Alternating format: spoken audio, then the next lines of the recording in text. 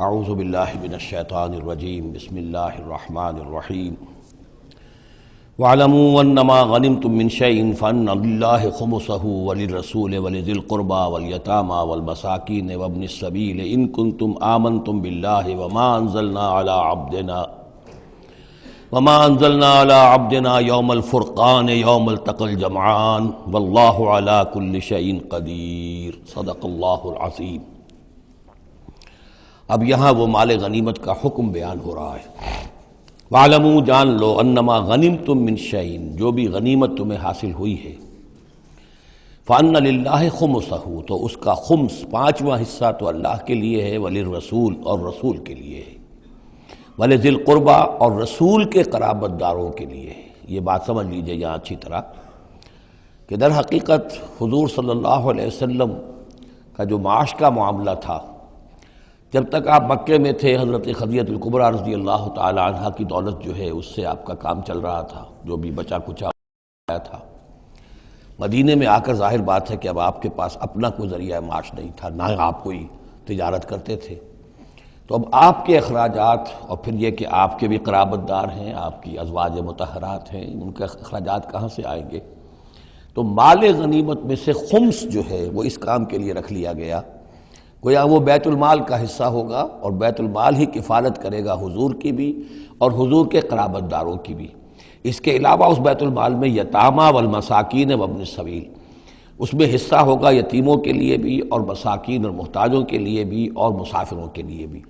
یہ گویا کہ پانچواں حصہ مال غنیمت کا تو ہو گیا، سرکار سمجھ لیجیے سرکاری ہو گیا، لیکن اس سرکار میں سب سے بڑا خرچ جو ہے وہ در حقیقت محمد رسول اللہ صلی اللہ علیہ وسلم کے ذاتی،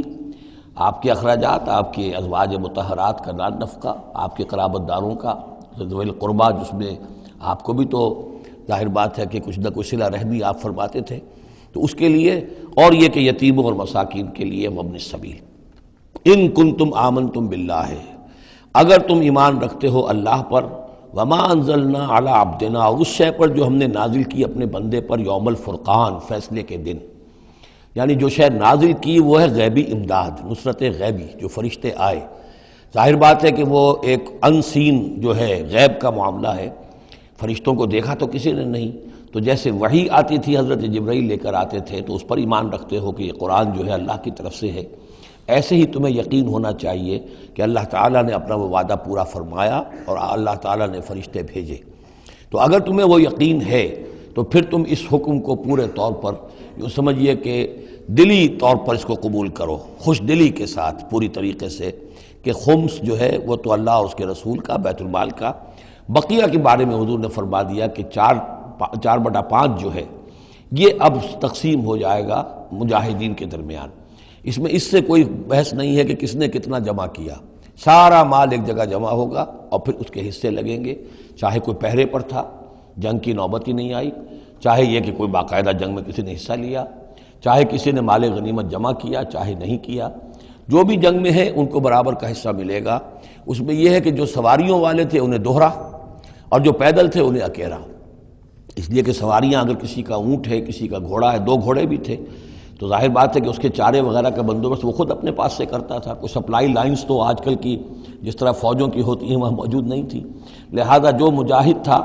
کہ جو سوار تھا گھوڑے پر یا اونٹ پر، جس کا اپنا گھوڑا تھا اپنا اونٹ تھا، اس کو دوہرا حصہ، اور جو عام پیادہ جو مجاہد تھا اس کو اکیلا۔ وَاعْلَمُوا أَنَّمَا غَنِمْتُم مِّن شَيْءٍ فَأَنَّ لِلَّهِ خُمُسَهُ وَلِلرَّسُولِ وَلِذِي الْقُرْبَى وَالْيَتَامَى والمساکین وابن السبیل ان کنتم آمنتم باللہ وما انزلنا علی عبدنا یوم الفرقان یوم التقى الجمعان، اس فرقان والے دن، فیصلے کے دن، جس دن کی 2 فوجیں بھڑ گئی تھیں۔ واللہ علی کل شیء قدیر، اور اللہ تعالیٰ ہر چیز پر قادر ہے۔ اذ انتم بالعدوۃ الدنیا وہم بالعدوۃ القصویٰ، اصل میں یہ جو وادی ہے جس میں بدر واقع ہوا ہے یہ ایک گھاٹی سی ہے جو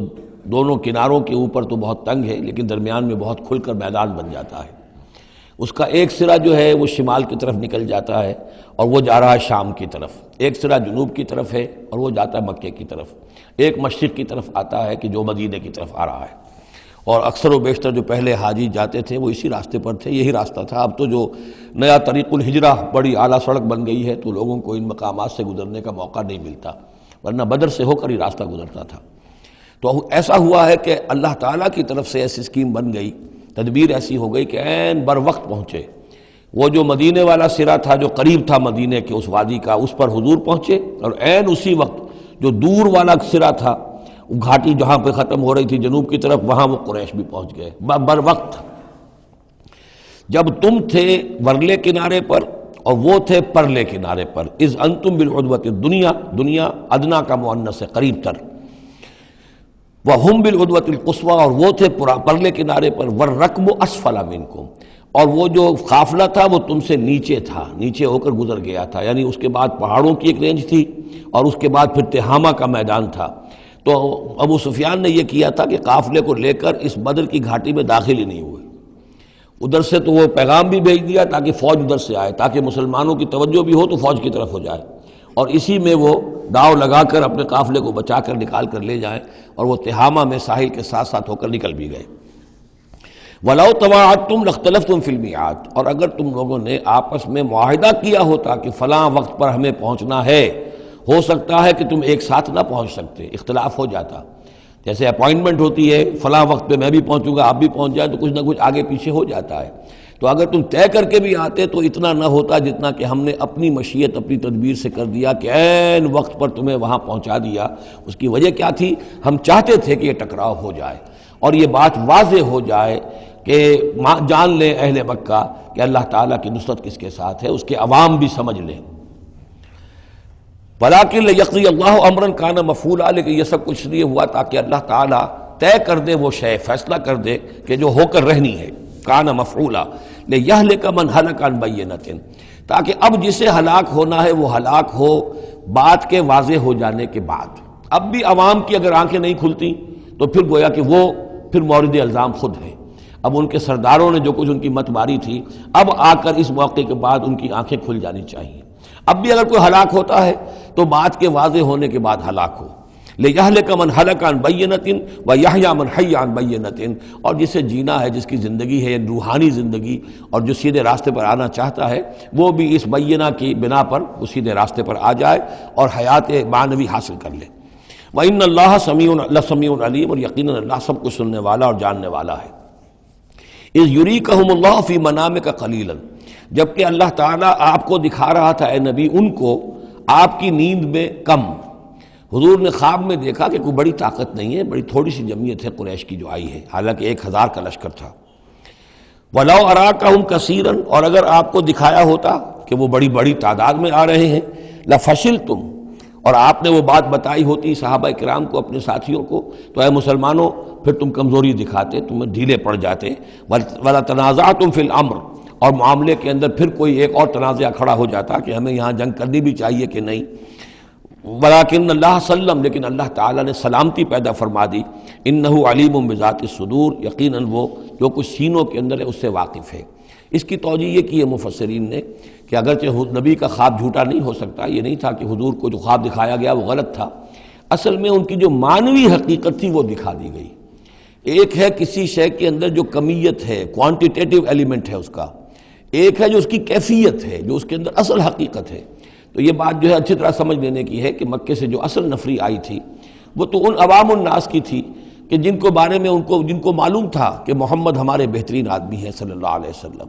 اور جو ان کے ساتھی ہیں وہ ہمارے گل سرسبد ہیں، ہمارے خاندان کے قریش کے بہترین لوگ ہیں،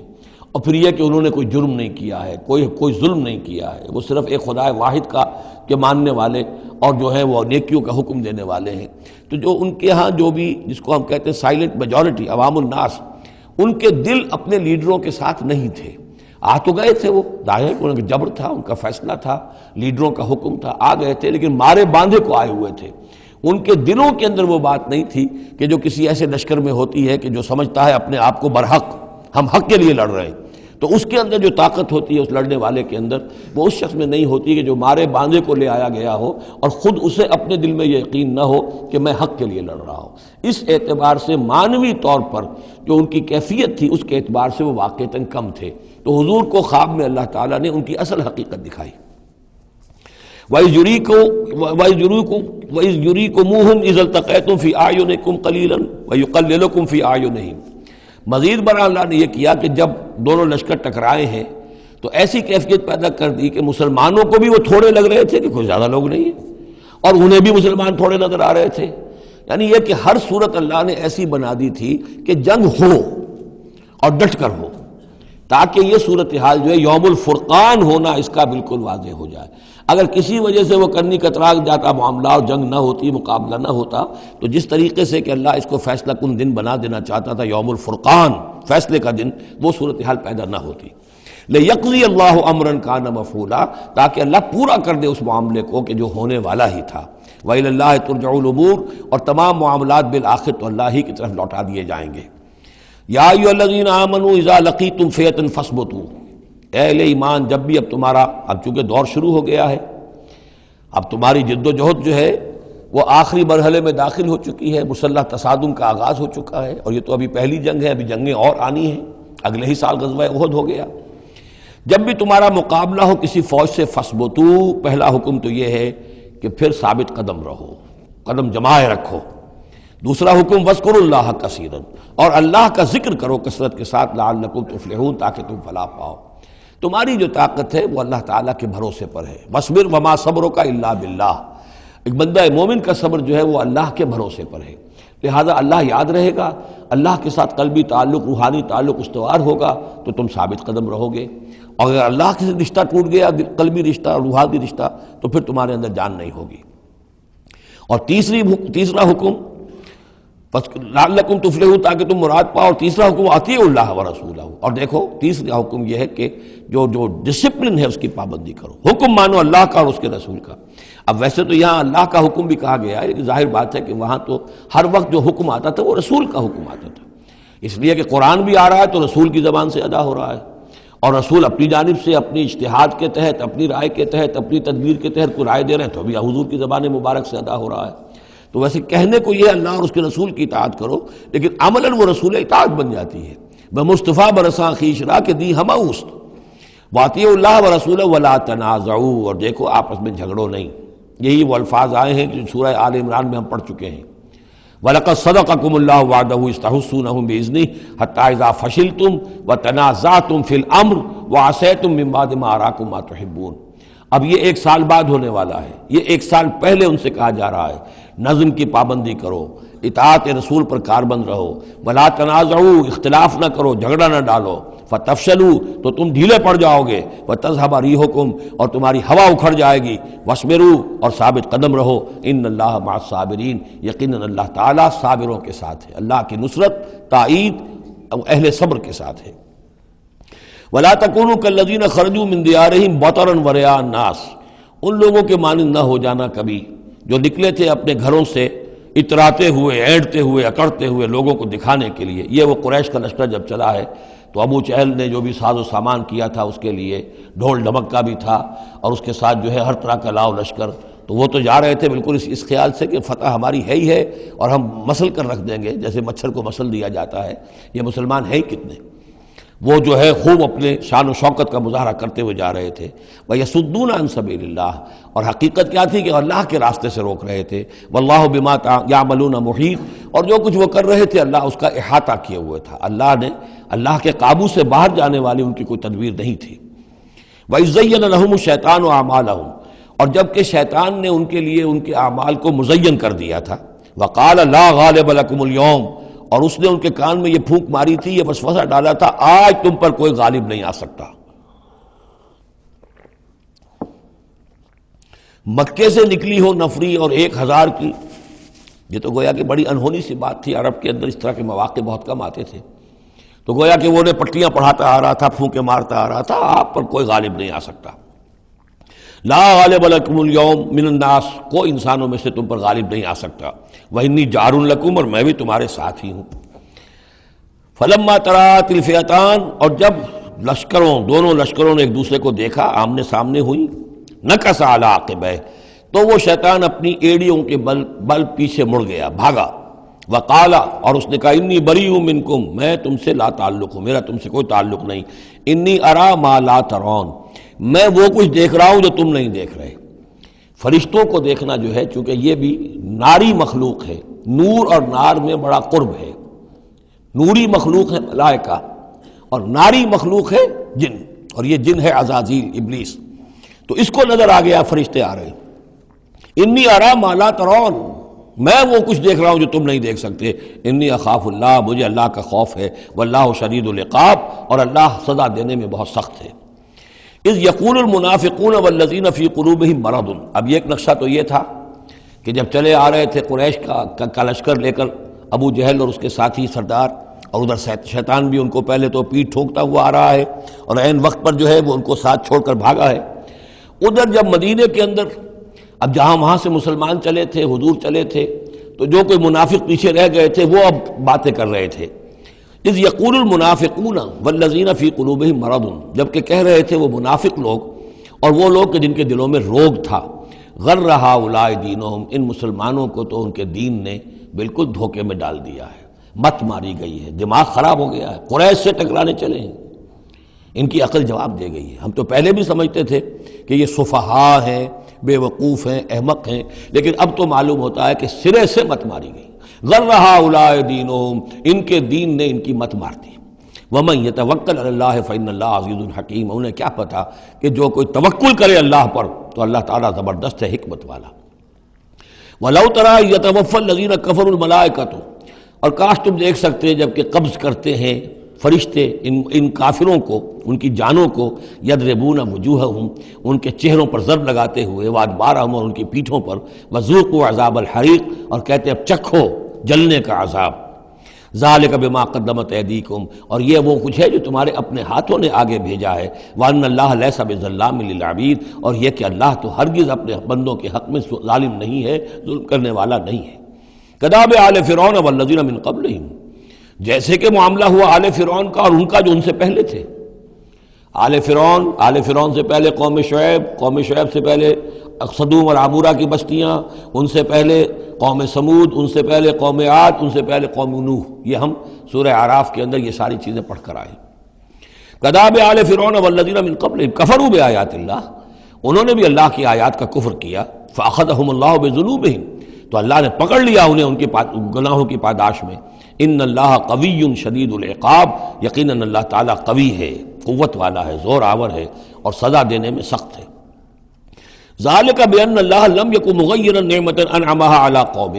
حتی یغیروا ما بانفسہم، یہ اس لیے ہے کہ اللہ تعالیٰ کا یہ طریقہ نہیں ہے کہ کوئی نعمت جو اس نے کسی قوم کو دی ہو اس میں تغیر کر دے جب تک کہ وہ قوم اپنے اندر کی کیفیت کو متغیر نہ کر دے۔ یعنی یہ ہر قوم جو اٹھی تھی اسی شکل میں اٹھی تھی کہ اللہ تعالیٰ نے ایک نبی بھیجا، جیسے کہ قوم ہود ختم ہوئی تو حضرت ہود اور ان کے ساتھیوں کے ذریعے سے ایک نئی قوم وجود میں آئی جو آگے چل کر سمود کہلائی۔ تو یہ لوگ کون تھے؟ یہ لوگ تھے جن کو اللہ نے نعمت دی تھی، انعام دیا تھا، احسان کیا تھا، ایمان انہیں ملا تھا، لیکن جب انہوں نے اپنی اس نعمتوں کو بدل دیا، کفر کی روش پر آ گئے، توحید کی پگڈنڈی چھوڑ کر، توحید کی شاہراہ کو چھوڑ کر شرک کی پگڈنڈیوں پہ مڑ گئے، تو پھر اللہ تعالیٰ کی نعمت بھی تبدیل ہو جاتی ہے، اللہ تعالیٰ نعمت سلب کر لیتا ہے، انعام کی جگہ پر اللہ کا عذاب آ جاتا ہے۔ ذالک بان اللہ لم یکن مغیرا نعمۃ انعمها علی قوم حتی یغیروا ما بانفسہم، یہی ہے جو مضمون آگے بھی آئے گا سورہ رعد میں بھی، اور اس کو پھر یہ کہ اردو میں بھی ایک شعر میں لوگوں نے پیش کیا ہے کہ خدا نے آج تک اس قوم کی حالت نہیں بدلی، نہ ہو جس کو خیال آپ اپنی حالت کے بدلنے کا۔ قوموں کے اپنے اندر کے حالات بدلتے ہیں تو پھر تقدیر بدلتی ہے، صرف خواہش سے، وشفل تھنکنگ سے، امانی سے کوئی بات نہیں ہوا کرتی۔ اور قوم ظاہر بات ہے کہ افراد پر مشتمل ہوتی ہے، پہلے کچھ افراد بدلیں گے، ان کے اندر قلب ماہیت ہوگی، ان کا باطن بدلے گا، ان کی سوچ، ان کے نظریات، ان کے خیالات، ان کے مقاصد، ان کی دلچسپیاں، ان کی امنگیں تبدیل ہو جائیں گی۔ یہ اندر کے بدلے ہوئے لوگ جو ہیں جب کثیر تعداد میں ہوں گے تو پھر یہ مل جل کر زور لگائیں گے، طاقت لگائیں گے، معاشرے کو بدل دیں گے، اور پھر یہ اس طریقے سے کہ انقلاب آئے گا۔ چون بجاں در رفت جہاں دیگر شود، جہاں چو دیگر شد جہاں دیگر شود، جب یہ قرآن کسی کے اندر اتر جاتا ہے اس کے اندر ایک تبدیلی آ جاتی ہے، بالکل بدل جاتا ہے انسان اندرونی طور پر، اور یہ اندرونی تبدیلی ہے جو عالمی انقلاب تک ممتد ہو سکتی ہے۔ واللہ وان اللہ سمیع علیم، اللہ سب کچھ سننے والا جاننے والا ہے۔ کداب آل فرعون، جیسے کہ دستور تھا یا ہوا معاملہ آل فرعون کا، والذین من قبلہم، اور جو ان سے پہلے تھے، کذبوا بآیات ربہم، انہوں نے اپنے رب کی آیات کو جھٹلایا، فاہلکناہم بذنوبہم، تو ہم نے ان کو ہلاک کر دیا ان کے گناہوں کی پاداش میں. واغرقنا آل فرعون، اور آل فرعون کو ہم نے غرق کر دیا. وکل کانوا ظالمین، اور یہ سب کے سب ظالم تھے. ان شر الدواب عند اللہ الذین کفروا فهم لا یؤمنون، بدترین چوپائے اللہ کے نزدیک یہی لوگ ہیں اللہ کے نزدیک جو کفر کرتے ہیں اور وہ ایمان نہیں لاتے. یعنی وہی جو آیت ہم پڑھ چکے سورہ اعراف میں کہ یہ لوگ انسان نظر آتے ہیں، حقیقت میں انسان نہیں ہیں. لہم قلوب لا یفقہون بہا ولہم اعین لا یبصرون بہا ولہم آذان لا یسمعون بہا اولئک کالانعام بل ہم اضل. وہ چوپایوں کے مانند ہیں بلکہ ان سے بھی گئے گزرے. اس لیے شر الدواب کہا گیا. تمام جانداروں میں اور جمان چوپایوں میں، جانوروں میں سب سے برے لوگ جو ہیں وہ یہ انسان نما حیوان ہیں کہ جن کے اندر عقل نہیں، جن کے اندر شعور نہیں، جو ایمان سے خالی ہیں اور کفر پر اور صرف دنیا کی لذتوں پر ریجھ گئے ہیں. الذین عاہدت منہم ثم ینقضون عہدہم فی کل مرۃ وہم لا یتقون. وہ لوگ کہ جن سے آپ نے اے نبی معاہدہ کیا تھا پھر وہ ہر مرتبہ اپنا عہد توڑتے ہیں اور اس کا کوئی ڈر نہیں رکھتے. اب یہ اشارہ ہو رہا ہے یہود کی طرف، کیونکہ حضور جب مدینے میں تشریف لائے تو میں نے آپ کو شروع میں بتا دیا تھا کہ آپ نے بہت بڑا یہ سمجھیے کہ اس کو Montgomery what, professor Montgomery what نے جس قدر تعریف کی ہے اس کی، اور سارے جتنے بھی الفاظ ہو سکتے تھے انگریزی زبان میں، اسٹیٹسمین شپ کہ حضور کا معاملہ، فہمی کا معاملہ، تدبر کا معاملہ، سیاست کو سمجھنے کا معاملہ، اس کی بہت بڑی بات یہ ہے کہ آپ نے یہودی قبائل جو تھے تینوں ان کو معاہدوں میں جکڑ لیا. تو یہ ایک بہت بڑا آپ کا کارنامہ تھا. لیکن اب ظاہر بات ہے جکڑے تو وہ گئے، اندر سے وہ دشمنی کرتے تھے، ساز باز کرتے تھے. اوپر معاہدہ ہے، اندر سے ساز باز چل رہی ہے، پیغامات بھیجے جا رہے ہیں قریش کو کہ کیا کر رہے ہیں آپ لوگ، کیوں دیر کر رہے ہیں، کیوں نہیں حملہ کرتے، ہم اندر سے آپ کی مدد کریں گے. تو یہ خدمت ابھی چل رہی تھی. تو فرمایا الذین عاہدت منہم ثم ینقضون عہدہم، وہ لوگ کہ جن سے نبی آپ نے عہد کیا، معاہدے کیے، اور وہ یہ کہ اپنے معاہدے توڑ رہے ہیں. فی کل مرۃ، ہر بار. وہم لا یتقون، اور وہ ڈرتے نہیں ہیں. فإما تثقفنہم فی الحرب، تو اگر آپ پا جائیں انہیں جنگ میں، فشرد بہم من خلفہم، تو ان کو ایسی سزا دیجئے کہ جو پیچھے ہیں ان کے ہوش ٹھکانے آ جائیں، لعلہم یذکرون، تاکہ انہیں عبرت حاصل ہو جائے. یعنی یہ کہ اب ایک تو یہ ہے کہ وہ کوئی صرف ان کی جو ہے وہ وہاں سے خطوط جا آ رہے ہیں، پیغام رسانی ہو رہی ہے، لیکن کہیں اگر ان میں کا کوئی شخص جنگ میں بھی پکڑا جائے، واقعتاً وہ جنگ میں شریک ہو جائے، قریش کی طرف سے آ جائے اور پکڑا جائے، تو پھر اس کو وہ سزا دیجئے کہ جو ایک کی سزا جو ہے وہ سینکڑوں کے ہوش ٹھکانے کر دے. یہ ہے مطلب. وَإِمَّا تَثْقَفَنَّهُمْ فِي الْحَرْبِ فَشَرِّدْ بِهِمْ، ایسی سزا ان کو دیجئے من خلفہم کے جو ان سے پیچھے ہیں ان کے بھی ہوش ٹھکانے ہو جائیں، لعلہم یذکرون، شاید کہ پھر وہ نصیحت پکڑ لیں. وَإِمَّا تَخَافَنَّ مِنْ قَوْمٍ خِيَانَةً، اور اگر آپ کسی کو قومی سطح پر اندیشہ ہو جائے آپ کو کسی سے کہ وہ خیانت پر اتر آئی ہے، یعنی ایک ہے انڈیویجول ایکٹس. بنو قریظہ کا کوئی شخص ہے جو کام کر رہا ہے، بنو قریظہ کا سردار کہے گا صاحب مجھے کیا معلوم، یہ ایک شخص کا انڈیویجول معاملہ ہے، اس نے کوئی خط لکھ دیا ہوگا قریش کو یا کوئی سلسلہ جرمانی کیا ہوگا، لیکن یہ ہمارا اجتماعی معاملہ نہیں ہے، ہم معاہدے کے پابند ہیں. بنو قینقاع کا کوئی شخص ہے اس نے کر دیا، تو اس کے لیے تو پہلا حکم آ گیا. وہ کہیں اگر مل جائے، جنگ میں مل جائے، کیونکہ ویسے تو اسے ہاتھ نہیں لگا سکتے، معاہدہ ہے ان کے ساتھ، تو معاہدہ ہے، اس کو کیا سزا دیں گے. لیکن یہ کہ جنگ میں کہیں آ جائے، اتنی جرأت کر جائے تو پھر اس کو وہ سخت سزا دیجیے گا کہ جو پیچھے بیٹھے ہوئے ہیں، جو دورے ہلا رہے ہیں، تارے ہلا رہے ہیں، ان کو بھی ہوش ٹھکانے آ جائے. لیکن یہ کہ اگر آپ کو اندیشہ ہو جائے کہ کوئی قبیلہ جو ہے وہ خلاف ورزی کرنے پر اتر آیا ہے، خیانت کرنے پر اتر آیا ہے، وَإِمَّا تَخَافَنَّ مِنْ قَوْمٍ خِيَانَةً، کسی کی طرف سے خیانت کا آپ کو اندیشہ ہی ہو جائے، فَانبِذْ إِلَيْهِمْ عَلَىٰ سَوَاءٍ، تو پھر پھینک دیجئے ان کی طرف کھلم کھلا، یعنی پھر معاہدے کو ایبروگیٹ کیجئے، کہہ دیجئے کہ آج سے ہمارا کوئی معاہدہ نہیں. یہ نہیں ہے کہ معاہدہ بھی قائم رہے اور آپ ان کے خلاف اقدام بھی کر دیں، یہ صحیح نہیں. اس لیے کہ یہ مقام جو ہے اخلاقی اعتبار سے بھی غلط ہے، اور خاص طور پر آپ کا مقام، مقام نبوت، اس کے اعتبار سے کسی درجے میں بھی نہیں ہے کہ کسی قوم کے ساتھ معاہدہ بھی ہے، آپ کو اندیشہ ہے کہ وہ خیانت کر رہے ہیں، تو آپ کھلم کھلا اعلان کر دیجئے کہ آج سے میرا اور تمہارا کوئی معاہدہ نہیں، پھر اقدام کیجئے. لیکن یہ کہ بغیر اس اعلان کے کوئی اقدام کرنا ان کے خلاف، یہ در حقیقت اللہ تعالیٰ جو اخلاق چاہتا ہے اہل ایمان کے، اس کے منافی ہے. وَإِمَّا تَخَافَنَّ مِنْ قَوْمٍ خِيَانَةً فَانبِذْ إِلَيْهِمْ عَلَىٰ سَوَاءٍ. اصل میں یہی وہ بات تھی جس کے حوالے سے مولانا مودودی مرحوم نے 1948 میں یہ جو جہاد کشمیر اس وقت ہو رہا تھا اس کے بارے میں رائے ظاہر کی تھی کہ ہندوستان کے ساتھ ہمارے سفارتی تعلقات ہیں، بھارت کے ساتھ ہمارا سارا معاملہ معاہدات کے اوپر چل رہا ہے، پھر اگر یہ کہ معاملہ جو ہے دوسری طرف ہم یہ شکل کر رہے ہیں کہ وہاں پر جنگ کا معاملہ کر رہے ہیں تو یہ غلط ہے، شریعت کی روح سے، قرآن کی روح سے غلط ہے۔ ہمیں کھلم کھلا اعلان کرنا چاہیے، جو بھی ہو اللہ تعالیٰ پر بھروسہ رکھنا چاہیے، کھل کر سامنے آنا چاہیے۔ یہ یا کہ میز کے اوپر تو معاہدہ ہے، ہاتھ مل رہے ہیں اور میز کے نیچے سے ٹانگیں گھسیٹی جا رہی ہیں، یہ دنیا داروں کا دھندا تو ٹھیک ہے، لیکن اسلام کی روح سے ایک اسلام کے نام پر بننے والی مملکت کی حکومت کا یہ طرز عمل درست نہیں ہے۔ یہ تھا وہ معاملہ جو سن 48 میں مولانا مودودی نے یہ رائے ظاہر کی تھی، اور اس پر پھر کافی ان کے خلاف جو ہیں عوامی جذبات جو ہیں وہ بہت جو ہے اس وقت بہت بلند ہو گئے تھے، مشتعل ہو گئے تھے، اس لیے کہ عوام کی اپنی سوچ ہوتی ہے۔ وَإِمَّا تَخَافَنَّ مِنْ قَوْمٍ خِيَانَةً فَانبِذْ إِلَيْهِمْ عَلَىٰ سَوَاءٍ، معاہدہ ان کے منہ پر دے مارو، ان اللہ لا يحب الخائنین، یقیناً اللہ تعالیٰ کو خیانت کرنے والے پسند نہیں ہے۔ وَلَا يَحْسَبَنَّ الَّذِينَ كَفَرُوا سَبَقُوا، اور نہ سمجھے وہ لوگ جنہوں نے کفر کیا ہے کہ وہ بچ نکلے ہیں، یعنی یہ کہ اب اگر کچھ لوگ بچ کے بھی تو چلے گئے نا، آخر 1000 کی نفری آئی تھی، انہم لا یعجزون، یہ جو بچ کر چلے گئے وہ یہ نہ سمجھے کہ وہ اللہ کو عاجز کر دیں گے، وہ عاجز نہیں کر سکیں گے۔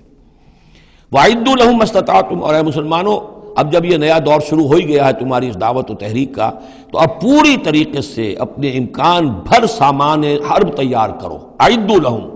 اعداد، تیاری کرنا، اسلحہ تیار کرو، سامان جنگ تیار کرو، گھوڑے تیار رکھو، رسالہ تمہارا ہونا چاہیے، جو بھی تمہارے لیے ممکن ہے۔ یہ توکل کا مطلب یہ نہیں ہے کہ تم ہاتھ پر ہاتھ دھر کر بیٹھ رہو اللہ تمہاری مدد کرے گا۔ اعدوا لہم ما استطعتم، اپنی استطاعت جو ہے اس کی حد تک تو پوری تیاری کرو، من قوت، طاقت سے بھی، ومن رباط الخیل، اور پلے ہوئے گھوڑوں کے ذریعے سے بھی، اس لیے کہ اس زمانے میں جنگ کے لیے سب سے زیادہ جو مؤثر شے تھی آپ کو معلوم ہے وہ گھوڑا، تیز رفتار ہے، اونٹ جو ہے تیز دوڑ نہیں سکتا ہے۔ اور اسی حوالے سے آج سمجھ لیجئے ہمارے لیے بہت اہم مسئلہ ہے یہ، اللہ تعالیٰ نے شاید عالم اسلام میں پورے میں پتہ نہیں 50 60 70 کتنے ملک دنیا میں ہیں مسلمان کہلاتے ہیں، ایک ملک ہے صرف جسے ایٹمک صلاحیت دی ہے، اور یہ امانت پوری امت مسلمہ کی ہے، مسلمانان پاکستان کے پاس، اور اس کے بارے میں اگر امریکہ کا دباؤ قبول کر لیا گیا تو یہ سب سے بڑی خیانت ہوگی اللہ کے ساتھ، امت مسلمہ کے ساتھ، اللہ کے دین کے ساتھ۔ وہ اسرائیل لے کر بیٹھا ہوا ہے ایٹم بم کے، اس کے پاس انبار لگے ہوئے، لیکن یہ ہے کہ ساری پالیسی جو چل رہی ہے وہ یہ کسی طریقے سے پاکستان کا، ایک عراق کے بارے میں اندیشہ ہوا تھا کہ اسے ایٹمی دانت نکل سکتے ہیں، اس ایک مرتبہ اس کا وہ ایٹمک پلانٹ جو ہے اس کا بھرکس نکال دیا تھا، دوسری مرتبہ یہ کہ اس کا پورا بھرکس ہی نکل گیا، اگلا پچھلا کھایا پیا سب اگلوا دیا۔ اب پاکستان پر سارا دباؤ، ساری ڈپلومیسی جو بھی چل رہی ہے اس وقت، کان کھولنے کی اور آنکھیں کھول کر دن گزارنے کی ضرورت ہے۔ ہمیں حکم یہ ہے کہ جو بھی اللہ نے تمہیں دیا ہے، تمہارا امکان، جو بھی تمہارے پاس امکانی طاقت ہے اسے سنبھال کر رکھو، ڈیٹرنٹ۔ اعدوا لہم ما استطعتم من قوت ومن رباط الخیل ترہبون بہ عدو اللہ، تاکہ تم اللہ کے دشمنوں کو اس سے ڈرا سکو، یہی ہے ڈیٹرنٹ، معلوم ہو کہ ان کے پاس وہ طاقت ہے۔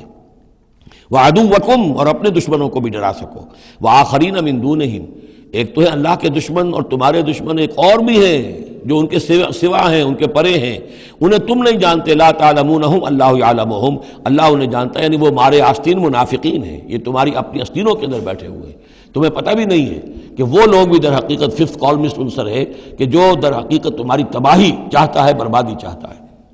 وما تنفقوا من شیء، اب ظاہر بات ہے کہ اگر ساز و سامان فراہم کرنا ہے، اسلحہ فراہم کرنا ہے، اور ساز و سامان کے لیے جو ہے گھوڑے تیار کرنے ہیں تو انفاق کرنا پڑے گا۔ انفقوا مما رزقناکم وما تنفقوا من شیء فی سبیل اللہ یوفی الیکم، اور دیکھو جو کچھ بھی تم خرچ کرو گے اللہ کی راہ میں وہ پورا پورا تمہیں مل جائے گا، پورا پورا دیا جائے گا۔ وانتم لا تظلمون، اور تم پر کوئی زیادتی نہیں ہوگی، تمہاری کوئی حق تلفی نہیں ہوگی۔ تم دو تو صحیح، اب وہ پورے 2 رکوع ذہن میں لے آئیے جو سورہ بقرہ میں ہم نے پڑھے تھے کہ اگر کوئی شخص اللہ کی راہ میں مال خرچ کرتا ہے، فی سبیل اللہ خرچ کرتا ہے، تو جیسے ایک دانہ جو ہے وہ زمین کے اندر ڈال دیتے ہو، اس سے جو ایک پودا نکلتا ہے اس میں سٹے ہوتے ہیں، 7 سٹے ہیں، اور ہر سٹے کے اندر 100 دانے ہیں، تو وہ ایک دانہ 700 دانے پیدا کر رہا ہے، اور اللہ تعالیٰ جس کو چاہے گا 700 گنا سے بھی زیادہ اجر و ثواب دے گا۔ کہاں سید کر رکھ رہے ہو اپنے پیسے، خرچ کر دو اسے، اس لیے کہ اب اس دعوت کا اور اس تحریک کا اور محمد رسول اللہ کی جو جد و جہد ہے اس کا وہ مرحلہ آ گیا ہے کہ اب ساز و سامان اور کیل کانٹے سے لیس ہونا ضروری ہے۔ وَأَعِدُّوا لَهُم مَّا اسْتَطَعْتُم مِّن قُوَّةٍ وَمِن رِّبَاطِ الْخَيْلِ ترهبون به عدو اللہ وعدوکم وآخرین من دونہم لا تعلمونہم اللہ یعلمہم وما تنفقوا من شیء فی سبیل اللہ یوفی الیکم وانتم لا تظلمون وَإِن جَنَحُوا لِلسَّلْمِ فَانْجَحْ لَهَا، اور اے نبی اگر وہ اپنے بازو اپنے کندھے نیچے گرا دے امن کے لیے، صلح کے لیے، اگر قریش آمادہ ہو جاتے ہیں تو آپ بھی جھک جائیے، کوئی بات نہیں، صلح کر لیجیے۔ وَتَوَكَّلْ عَلَى اللَّهِ، اللہ پر توکل کیجیے، یعنی یہ کہ اگر وہ صلح کرنے کے اوپر آمادہ ہے صلح کر لیجیے، اور ڈریے نہیں کہ ہو سکتا ہے وہ چال چل رہے ہوں، نہیں، صلح کا جواب صلح سے دیجیے، لیکن یہ کہ اللہ پر توکل کیجیے۔ وَهُوَ السَّمِيعُ العلیم، وہ سب کچھ إِنَّهُ هُوَ السَّمِيعُ العلیم، یقیناً وہ سب کچھ سننے والا اور جاننے والا ہے۔ وَإِن يُرِيدُوا أَن يَخْدَعُوكَ، اور اگر وہ چاہتے ہو کہ آپ کو دھوکہ دے دیں، فَإِنَّ حَسْبَكَ اللَّهُ، تب بھی آپ نہ گھبرائیں، آپ کے لیے اللہ کافی ہے، اللہ کی طرف سے ضمانت ہے۔ هُوَ الَّذِي أَيَّدَكَ بِنَصْرِهِ وَبِالْمُؤْمِنِينَ، وہی تو ہے اللہ جس نے اے نبی آپ کی مدد کی ہے اپنی نصرت سے اور اہل ایمان کے ذریعے۔ یہ ذرا نوٹ کیجئے، اللہ نے محمد کی مدد کی ہے اہل ایمان کے ذریعے، یعنی اللہ تعالیٰ کا یہ فضل ہوا محمد رسول اللہ صلی اللہ علیہ وسلم پر کہ ایسے صحابہ عطا فرمائے جو مخلص تھے، کہ جہاں آپ کا پسینہ گرا وہاں انہوں نے اپنی خون کی ندیاں بہا دی۔ حضرت موسیٰ کو ایسے ساتھی میسر نہیں آئے، کیا حال تھا جبکہ ان کو کہا گیا اللہ کی راہ میں جنگ کرو، اور ان کا فضل بنتا و رب کا فقاتل انا ہاؤنا قاعدون، جاؤ تم جاؤ، ہم بیٹھے ہیں یہاں۔ رب انی لا املک الا نفسی واخی فافرق بیننا و بین القوم الفاسقین۔ یہاں یہ ہوا تھا جب دوسری مرتبہ مقام صفرا پر جب ہوئی ہے جو مشاورت، اور وہ بڑی یوں سمجھیے کہ کانٹے کی مشاورت تھی، وہاں بھی کچھ لوگ زور دے رہے تھے مسلسل کہ چلیے ہمیں چلنا چاہیے پہلے قافلے کی طرف، وہ تو آپ کو سیرت کی کتابوں میں پڑھنا ہوگا، لیکن یہ ہے کہ اس وقت حضور کا منشا یہ تھا، آپ بار بار کہ اچھا آپ اور لوگ مشورہ دیں، اور لوگ بھی مشورہ دیں۔ حضرت مقداد نے کھڑے ہو کر یہی بات کہی رضی اللہ تعالیٰ عنہ، اے نبی آپ ہمیں موسیٰ کے ساتھی نہ سمجھیے جنہوں نے کہہ دیا تھا وَسَبَنْتَ وَرَبُّكَ فَقَاتِلَا إِنَّا هُنَا قَاعِدُونَ، ہم آپ کے ساتھی ہیں، آپ جو حکم دیں ہم حاضر ہیں۔ حضرت ابوبکر نے تقریر کی، حضرت عمر نے تقریر کی، حضور دیکھ رہے ہیں انصار کا کیا منشا ہے، ان کی کیا رائے ہے۔ پھر کھڑے ہوئے حضرت سعد، انہوں نے کہا ہے کانک تعنینا یا رسول اللہ، اے اللہ کے رسول شاید آپ کا روح سخن ہماری جانب ہے، شاید اس وجہ سے کہ ہمارا جو معاہدہ ہوا تھا بیعت عقبہ ثانیہ میں وہ یہ تھا کہ اگر مدینے پر حملہ ہوگا تو ہم آپ کی حفاظت کریں گے، شاید یہ گمان ہے آپ کا۔ فَإِنَّا آمَنَّا بِكَ وَصَدَّقْنَاكَ، ہم آپ پر ایمان لا چکے، ہم نے آپ کی تصدیق کی، ہم نے آپ کو اللہ کا رسول مانا، اب ہمارے پاس کوئی آپشن نہیں ہے۔ خدا کی قسم اگر آپ اپنا گھوڑا سمندر میں ڈال دیں گے ہم بھی آپ کے پیچھے اپنی سواریاں سمندر میں ڈال دیں گے، اور خدا کی قسم اگر آپ ہمیں کہیں گے ہم اپنی اونٹیوں کو دبلا کر دیں گے برق الغماد تک جا پہنچیں گے، یعنی یمن کا شہر ہے برق الغماد، وہاں تک پہنچ جائیں گے چاہے ہماری اونٹنیاں لاغر ہو جائیں۔ اس کے بعد حضور کا چہرہ کھل اٹھا کہ انصار کی طرف سے بھی ان کے ایک رئیس نے یہ بات کہی ہے، پھر آپ نے کہا چلو اب بدر کی طرف۔ تو یہ اللہ تعالیٰ نے گویا کہ حضور کی مدد کی ہے اہل ایمان سے۔ هو الذی ایدک بنصرہ، ایک تو اللہ کی مدد آئی آسمان سے، فرشتے آئے، اور ایک وبالمؤمنین، اور اہل ایمان کے ذریعے سے آپ کی مدد کی ہے۔ من انصاری الی اللہ، کون ہے میرا مددگار اللہ کی راہ میں۔ وَأَلَّفَ بَيْنَ قُلُوبِهِمْ، اور ان اہل ایمان کے دلوں میں اللہ نے محبت پیدا کر دی۔ لَوْ أَنفَقْتَ مَا فِي الْأَرْضِ جَمِيعًا مَا أَلَّفْتَ بَيْنَ قُلُوبِهِمْ، ارے نبی اگر آپ دولت کے ذریعے سے محبت پیدا کرتے کہ لوگوں کو زیادہ زیادہ ان کے دل کی نرمی کے لیے، تالیف قلب کے لیے جو ہے پیسے دیے جائیں، اگر زمین کی ساری دولت بھی آپ خرچ کر دیتے تو ان میں یہ تالیف، یہ الفت پیدا نہیں ہو سکتی تھی۔ ولیکن اللہ الف بینہم، یہ تو اللہ تعالیٰ ہی نے ان کے مابین یہ الفت پیدا کر دی ہے۔ یہ ہم سورہ آل عمران میں بھی پڑھ چکے ہیں کہ تمہارا معاملہ جو ہے اذ کنتم اعداء فالف بین قلوبکم فاصبحتم بنعمتہ اخوانا، آیت نمبر 103 ہے سورہ آل عمران کی۔ وکنتم علی شفا حفرۃ من النار فانقذکم منہا کذالک یبین اللہ لکم آیاتہ لعلکم تہتدون، تم تو تباہی کے آگ کے گڑھے کے کنارے تک پہنچ چکے تھے۔ ولیکن اللہ الف بینہم انہ عزیز الحکیم، یقیناً وہ زبردست ہے حکمت والا۔ یا ایھا النبی حسبک اللہ ومن اتبعک من المؤمنین، اے نبی آپ کے لیے اللہ کافی ہے اور وہ کہ جو پیروی کر رہے ہیں آپ کی اہل ایمان میں سے۔ ایک ترجمہ تو اس کا یہ ہوگا، یعنی جو اگر اوپر والی آیت کے ساتھ اس کو جوڑے، ایک یہ بھی ہو سکتا ہے اے نبی اللہ کافی ہے آپ کے لیے بھی، اور جو آپ کی پیروی کرنے والے ہیں مسلمان ان کے لیے بھی۔ ان کے لیے بھی اللہ کفایت کرتا ہے، ان کی مدد کے لیے، ان کو سہارا دینے کے لیے۔ تو یہ ایسی کنسٹرکشن ہے جملے کی کہ دونوں معنی لیے جا سکتے ہیں۔ یا ایھا النبی حرض المؤمنین علی القتال، اب یہ تحریض کا لفظ پھر آ گیا جو سورہ نساء میں ہم پڑھ چکے ہیں، وحرض المؤمنین علی القتال۔ اے نبی شوق دلائیے، ترغیب دلائیے، ابھاریے، ایمان کے جذبات کو ذرا اپیل کیجئے اہل ایمان کے کہ وہ قتال پر آمادہ ہوں۔ یہ میں آپ کو بتا چکا ہوں کہ اعلان عام اس طریقے کا کہ فرض ہے جنگ میں نکلنا ہر مسلمان کے لیے، یہ صرف تبوک میں ہوا سن 9 میں جا کر۔ پورے 9 برس تک قتال فی سبیل اللہ کے لیے تحریض تھی، ترغیب تھی، اور یہ تحریض گاڑی ہو کر تحریض بن گئی، بس لازم نہیں تھا۔ اسی لیے ہم سورہ نساء میں پڑھ چکے ہیں کہ اس کے باوجود جو اس ترغیب کی وجہ سے آگے بڑھے، قتال کے لیے نکلے، ان کے اونچے درجات ہیں، لیکن یہ کہ جن لوگوں کو چونکہ فرض عین نہیں کیا گیا تھا، لہذا اگر کوئی نہیں نکلے تو ان کے اوپر کوئی مواخذہ نہیں۔ لیکن یہ کہ غزوہ تبوک میں نفیر عام تھی کہ ہر صاحب ایمان کا نکلنا ضروری ہے۔ حرض المؤمنین علی القتال ان یکن منکم 20 صابرون، اگر تم میں سے 20 ہوں گے صبر کرنے والے، یغلبوا 200 تو وہ 200 پر غالب آ جائیں گے۔ وَإِن یکن منکم 100، اور اگر ہوں گے تم میں سے 100، یغلبوا 1000، وہ غالب آ جائیں گے 1000 پر، من الذین کفروا، کافروں میں سے، بأنہم قوم لا یفقہون، اس لیے کہ وہ سمجھ نہیں رکھتے۔ سمجھ سے مراد کیا ہے؟ انہیں اپنے موقف کی حقانیت کا یقین نہیں ہے۔ ایک شخص ہے جو جانتا ہے میں حق پر ہوں، میں حق کے لیے لڑ رہا ہوں۔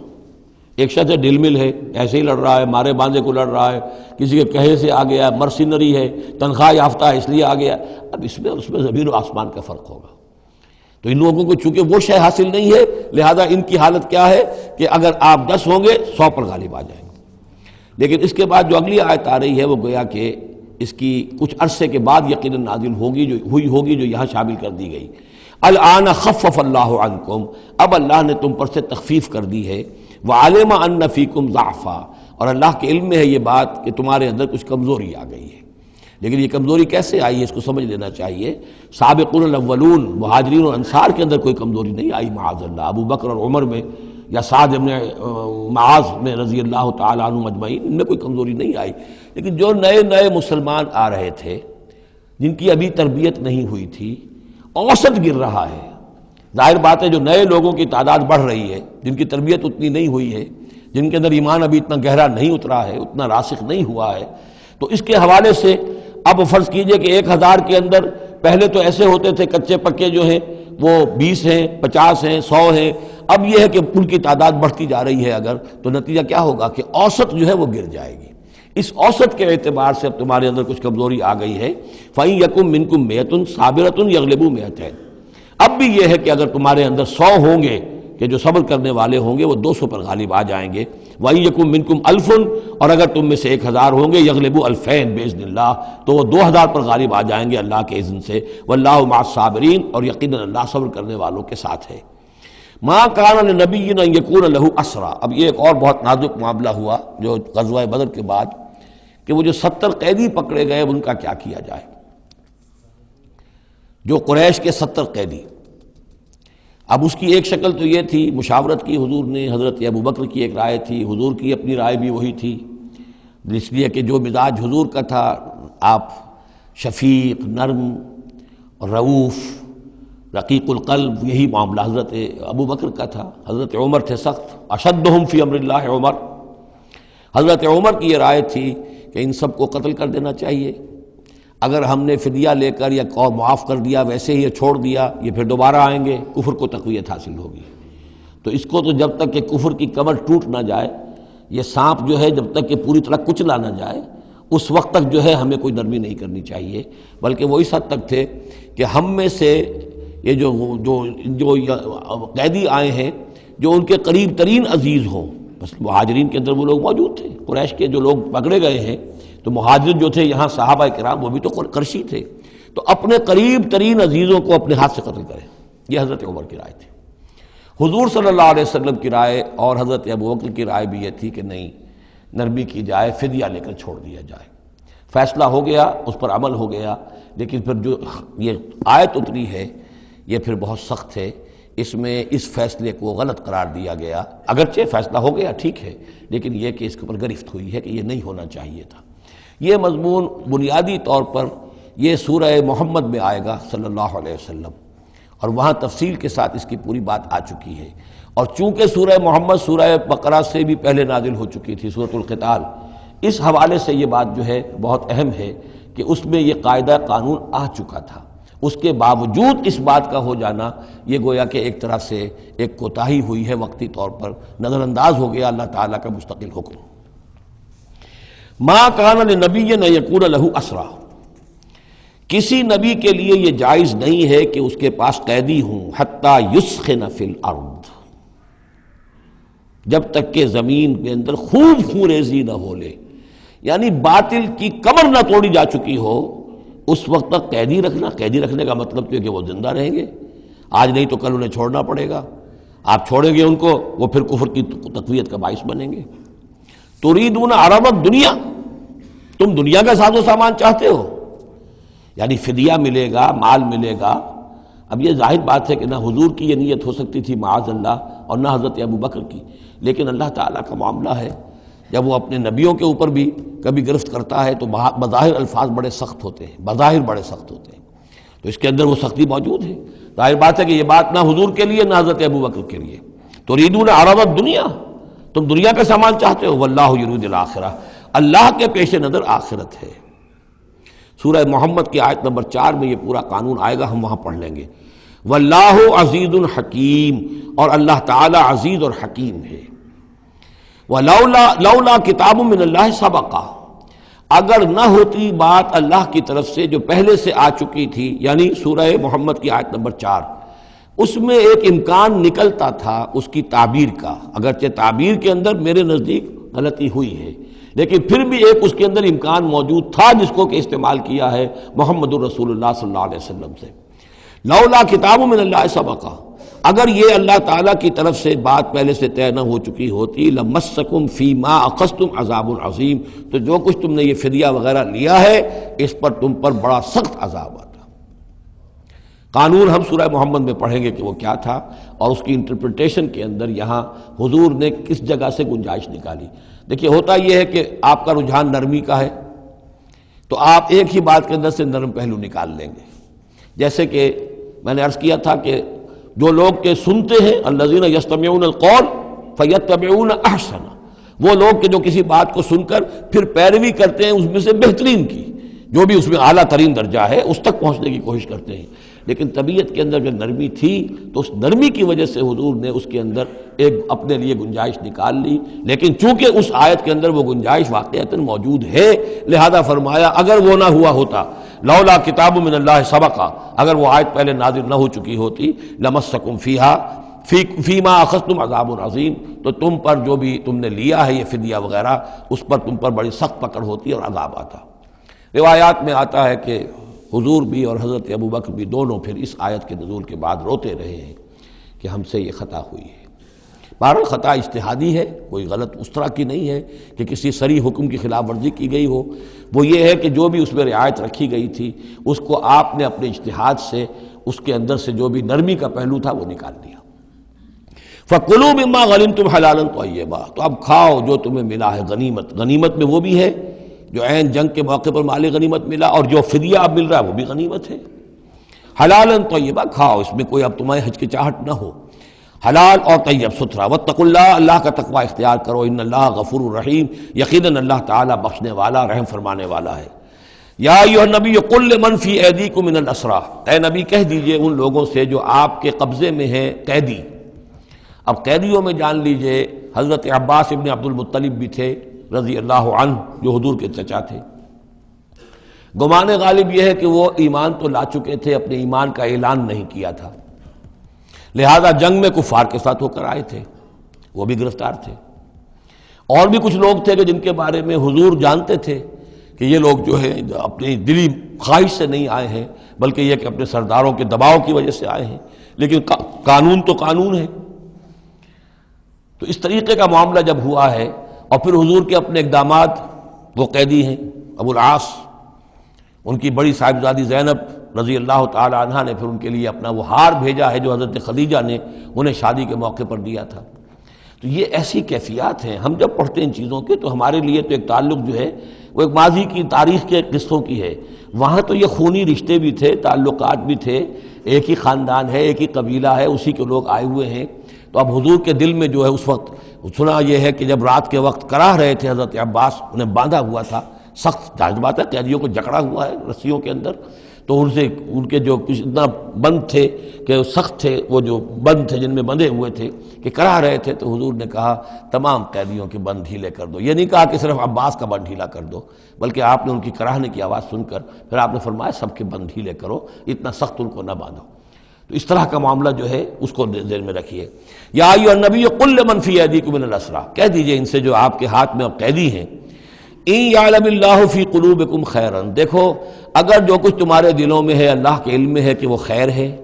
یؤتکم خیرا مما اخذ منکم، تو جو کچھ تم سے اس وقت لیا گیا ہے اس سے بہتر اللہ تمہیں دے دے گا۔ یعنی یہ کہ نیت کا معاملہ تمہارا اور اللہ کے مابین ہے، ہمارا معاملہ قانون کا ہے۔ تم آئے کفار کے ساتھ جنگ کرتے ہوئے آئے ہو، پکڑے گئے ہو، اب ان میں کوئی ڈسکریمنیشن نہیں ہو سکتی۔ کوئی شخص کہے کہ نہیں صاحب میں تو مجبوراً آیا تھا، اور میں تو کسی کے کہنے میں آیا تھا، اور میں تو حقیقت میں تو اسلام لا چکا تھا، یہ بات جو ہے اب نہیں چلے گی۔ لہذا یہ ضرور ہے کہ اگر تمہارے دل میں کوئی خیر ہے، کوئی بھلائی ہے، اور اس وقت یہ کہ تم سمجھتے ہو کہ تم اس صورتحال میں مجبوراً پھنس گئے ہو اور تمہیں فدیہ ادا کرنا پڑ رہا ہے، تو اللہ تعالیٰ تمہیں اس سے کہیں زیادہ دے دے گا کہ جو آج تمہیں فدیے میں دینا پڑ رہا ہے۔ ظاہر بات ہے کہ وہاں بیویوں کو خبریں پہنچی، انہوں نے اپنے زیور بھیجے ہیں، حضرت زینب رضی اللہ تعالی عنہا نے بھی اپنا زیور بھیجا، ہار بھیجا ہے، اور حضور کے آنکھوں میں آنسو آ گئے جب آپ نے وہ ہار دیکھا، حضرت خدیجہ کا ہار رضی اللہ تعالی عنہ۔ وہ پوری زندگی جو آپ کی گزری تھی حضرت خدیجہ کے ساتھ، وہ ساری آنکھوں میں نگاہوں کے سامنے آ گئی، جو ان کی وفاداری تھی اور جو انہوں نے خدمت کی تھی، وفا شعاری کی تھی۔ تو اس کے بعد مسلمانوں سے کہا کہ یہ ماں کی یادگار تھی بیٹی کے پاس، اگر آپ لوگ اجازت دیں تو یہ اس کو واپس کر دیا جائے، تو اس کو پھر لوگوں کی اجازت سے وہ ہار واپس کیا گیا۔ تو یہ سارے جو جذباتی معاملات تھے ان کو اچھے سے سمجھیے کہ ہم پڑھتے ہوئے ان چیزوں کو سمجھتے ہیں کہ جیسے ایک بس تاریخ کا ایک واقعہ ہے، اس کے ساتھ جو احساسات، جذبات، جو اس کے ساتھ اور فوری جو اس وقت کی کیفیات تھی، اس کا ہمارے لیے اکثر و بیشتر تو ممکن ہی نہیں کہ تصور کر سکے۔ یا ایھا النبی قل لمن فی ایدیکم من الاسریٰ، اے نبی کہہ دیجئے ان لوگوں سے جو آپ لوگوں کے قبضے میں ہیں اس وقت ان قیدیوں میں سے، ان یعلم اللہ فی قلوبکم خیرا، اگر اللہ کے علم میں ہے کہ تمہارے دل میں خیر ہے، یؤتکم خیرا مما اخذ منکم، تو جو کچھ تم سے لیا گیا ہے اللہ اس سے بہتر تمہیں دے دے گا، ویغفر لکم، اور تمہیں بخش دے گا، واللہ غفور الرحیم، اور اللہ غفور الرحیم ہے۔ وَإِن يُرِيدُوا خِيَانَتَكَ، اور اگر یہ آپ سے خیانت کرنا چاہیں، جھوٹ بول رہے ہوں، جھوٹی قسمیں کھا رہے ہوں کہ ہمارے ساتھ تو معاملہ یوں ہو گیا تھا اور ایسے آ گئے تھے، فقد خان اللہ من قبل، تو پھر یہ پہلے اللہ سے بھی خیانتیں کرتے رہے ہیں، فامکنا منہم فامکنا منکم، اللہ تعالیٰ نے ان کو پکڑوا دیا، واللہ علیم الحکیم، اللہ حکیم اور علیم ہے۔ اب یہ یوں سمجھیے کہ کنکلوڈنگ آیات ہے سورہ مبارکہ کی، ان الذین آمنوا وہاجروا وجاہدوا باموالہم وانفسہم فی سبیل اللہ والذین آووا ونصروا اولئک بعضهم اولیاء بعض، یقیناً وہ لوگ جو ایمان لائے اور جنہوں نے ہجرت کی اور جہاد کیا اپنے اموالوں اور جانوں کے ساتھ اللہ کی راہ میں، اور وہ لوگ جنہوں نے انہیں پناہ دی اور ان کی مدد کی، اولئک بعضهم اولیاء بعض، یہ وہ لوگ ہیں کہ جو ایک دوسرے کے ساتھی ہیں، رفیق ہیں۔ یہ آپ نے بات سمجھ لی۔ اس وقت تک مسلمان معاشرہ جو ہے یہ دو حصوں میں علیحدہ علیحدہ منقسم تھا، مہاجرین، انصار۔ اگرچہ مہاجرین اور انصار کو بھائی بھائی بنایا جا چکا تھا، لیکن ظاہر بات ہے کہ صرف اس طرح کے تعلق سے وہ پورا جو قبائلی نظام جو ہے وہ ایک دم تو تلپٹ نہیں ہو جاتا۔ تو اس وقت تک یہ صورتحال بھی یہ ہے کہ جو پہلے جو 8 مہمیں حضور نے بھیجی ہیں اس میں کسی انصاری کو شریک نہیں کیا، وہ ایکسکلوسیولی مہاجر فینومینن تھا۔ جنگ بدر میں پہلی مرتبہ جو ہے انصار شریک ہوئے ہیں، ورنہ پہلے صرف مہاجرین تھے۔ لہذا وہ پہلی آیت جو ہے ان الذین آمنوا، وہ لوگ جو ایمان لائے، وہاجروا، انہوں نے مکے سے ہجرت کی، مدینے آ گئے، وجاہدوا باموالہم وانفسہم فی سبیل اللہ، اور انصار مدینہ تو اب جہاد میں شریک ہوئے ہیں، یہ 1.5 سال سے اس جہاد میں پہلے سے چلے آ رہے ہیں کہ پوری 8 مہمیں جو پہلے کی ہیں وہ ایکسکلوسیو جو ہیں وہ صرف مہاجرین نے کی ہیں۔ وجاہدوا باموالہم وانفسہم فی سبیل اللہ، یہ ایک طبقہ ہو گیا، ایک جماعت ہو گئی۔ والذین آووا، اور انصار کی شان کیا ہے؟ انہوں نے انہیں جگہ دی، پناہ دی، اپنے گھر تقسیم کر دیے، اپنی دکانیں تقسیم کر دی، اور اس طریقے سے مسلمانوں کے لیے اپنے دلوں میں بھی اور اپنے گھروں میں بھی پوری جگہ پیدا کی۔ اولئک بعضهم اولیاء بعض، انہوں نے مدد بھی کی، یہ سب ایک دوسرے کے ساتھی ہیں۔ والذین آمنوا ولم یہاجروا، اور وہ لوگ کہ جو ایمان لائے لیکن ہجرت نہیں کی، ما لکم من ولایتہم من شیء، تمہارا ان کے ساتھ اب کوئی تعلق نہیں۔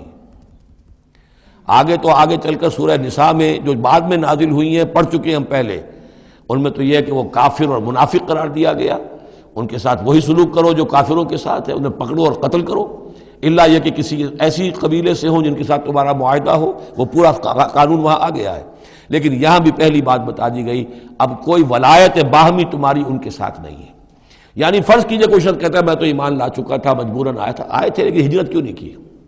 جب ہجرت نہیں کی تو اب تمہارا شمار ہوگا انہی لوگوں کے ساتھ جن کے ساتھ تم جنگ کر کے آئے ہو۔ تم یہ نہیں کہہ سکتے کہ میرا تعلق جو ہے اہل ایمان سے شمار کیا جانا چاہیے۔ والذین آمنوا ولم یہاجروا ما لکم من ولایتہم من شیء، تو کوئی تمہاری ان سے رفاقت نہیں ہے، کوئی تعلق نہیں ہے، کوئی عہد نہیں ہے، کوئی قول و قرار نہیں ہے۔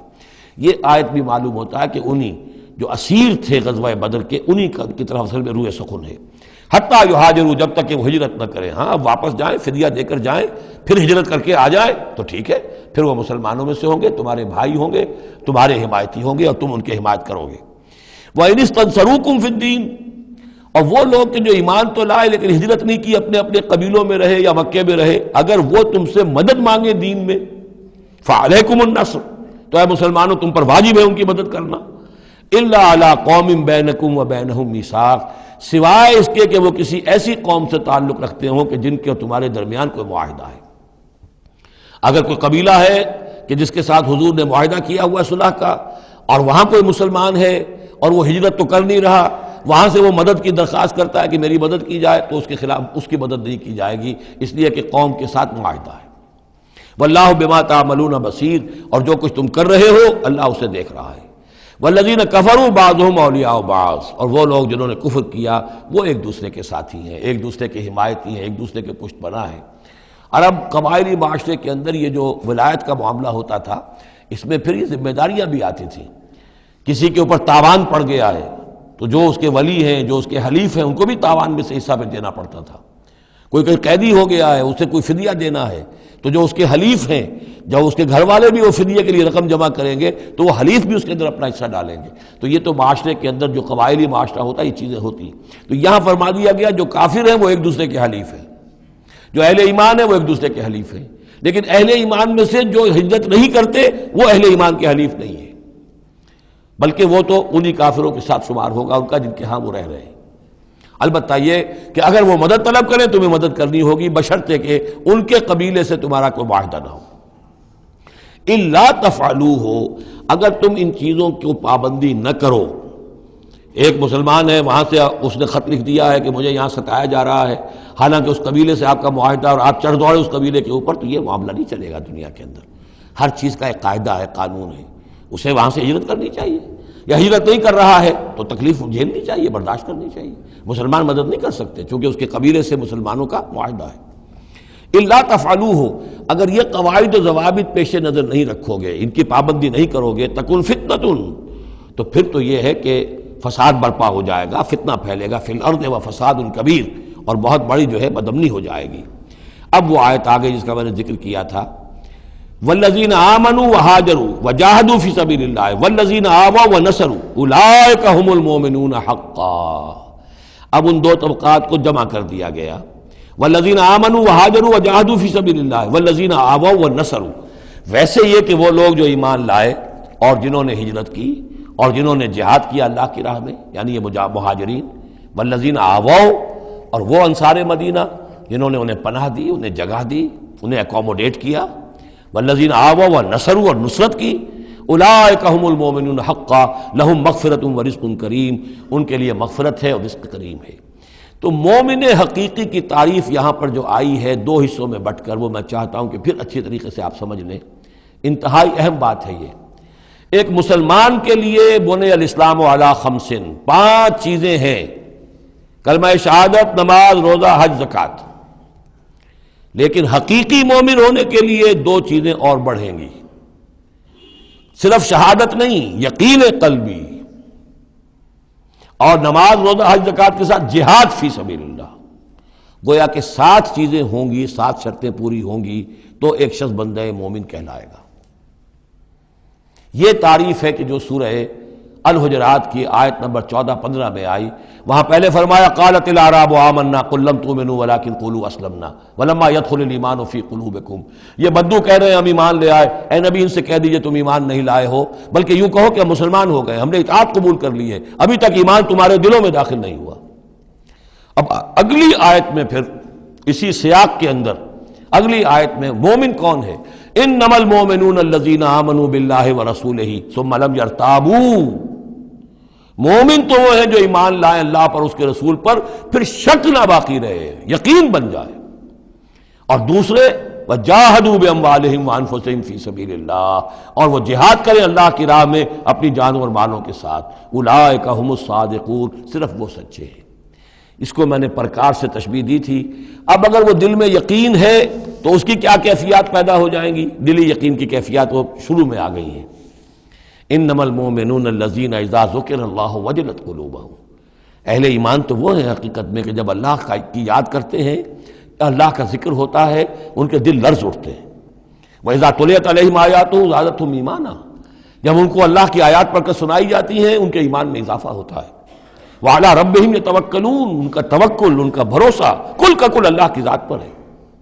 الذین یقیمون الصلاۃ ومما رزقناہم ينفقون، اور وہ لوگ جو نماز قائم کرتے ہیں اور انفاق کرتے ہیں اللہ کی راہ میں اس میں سے جو ہم نے دیا۔ اولئک ھم المؤمنون حقا، یہ ہے سچے مومن، پکے مومن۔ لیکن یہ مومن کی شخصیت کی تصویر کا ایک رخ ہے۔ بدقسمتی سے ہمارے ہاں یہ 2 رخ علیحدہ ہو گئے۔ معاملہ یہ ہے کہ یہ ہے ایک ورق، اس ورق کا ایک صفحہ یہ ہے، ایک صفحہ یہ ہے، یہ انسیپریبل ہے، صفحات کو جدا نہیں کر سکتے آپ۔ ورق ایک ہے، اس کا ایک رخ یہ ہے صفحہ، ایک رخ یہ ہے صفحہ۔ مومن کی شخصیت کا ایک صفحہ، اس کی تصویر کا ایک رخ یہ ہے، دل میں یقین ہے، اللہ کی یاد کرتا ہے، دل لرزتا ہے، آیات قرآنی پڑھتا ہے یا سنتا ہے، دل میں ایمان بڑھتا ہے، ہر معاملے میں توکل، اس کا بھروسہ اللہ کی ذات پر ہے، نماز قائم کیے ہوئے ہے، زکوٰۃ ادا کرتا ہے، اللہ کی راہ میں خرچ کرتا ہے۔ یہ شخصیت کا ایک رخ ہو گیا، اولئک ھم المؤمنون حقا۔ لیکن یہ ایک رخ ہے، اور دوسرا رخ کیا ہے؟ وہ ہم والذین آمنوا وہاجروا وجاہدوا فی سبیل اللہ والذین آووا ونصروا اولئک ھم المؤمنون حقا۔ اور وہ لوگ جو ایمان لائے، جنہوں نے ہجرت کی، جنہوں نے جہاد کیا اللہ کی راہ میں، اور وہ لوگ جنہوں نے انہیں جگہ دی، پناہ دی اور ان کی مدد کی، یہ ہے مومن سچے۔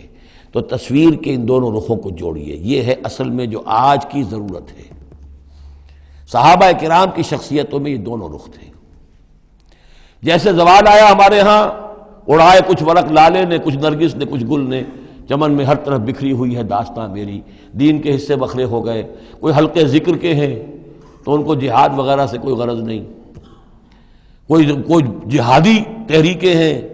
تو ان کے اندر جو ہے وہ دوسری کیفیات نہیں۔ اس طرح کے معاملات جو ہے تقسیم ہو چکے ہیں۔